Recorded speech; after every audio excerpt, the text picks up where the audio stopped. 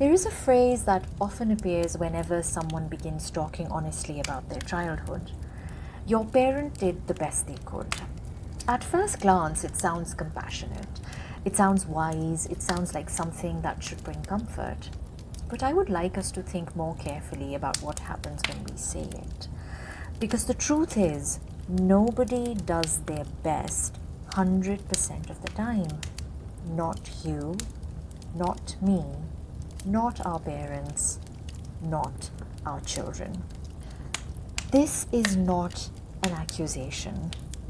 It is simply a part of being human. There were undoubtedly moments when our parents were exhausted, overwhelmed, unsupported, or carrying burdens we may never fully understand. There were also moments when they could have listened more carefully, responded more thoughtfully, or tried a little harder. The same is true for all of us as parents today, and whether they did their best or not is often beside the point. When an adult child shares a painful memory, they are usually not conducting an investigation into their parents' effort levels. They are trying to make sense of an experience. They are trying to put words to something that affected them. And yet, notice how quickly the phrase appears. A person finally says, "This hurt." And before the pain can be explored, understood, or acknowledged, someone rushes in with "your parents did the best they could." The focus immediately shifts away from the experience being shared and back onto defending the parent. Why? Because many of us have been taught that family loyalty is one of the highest virtues.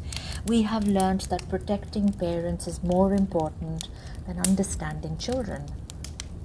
That preserving the image of the family matters more than making room for uncomfortable truths. As parents, this is something worth paying attention to. When our children come to us with hurt, disappointment, or criticism, our first instinct may be to explain ourselves, to defend ourselves, to tell them all the reasons we acted the way we did. But healing rarely begins with a defense. It begins with listening. It begins with curiosity. It begins with the willingness to hear another person's reality without immediately correcting it. A child can understand that their parent loved them and still acknowledge that something hurt. A child can appreciate the sacrifices made for them and still speak about wounds. Both things can be true at the same time.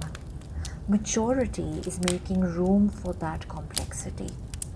As parents, one of the greatest gifts we can offer our children is the freedom to tell the truth about their experience.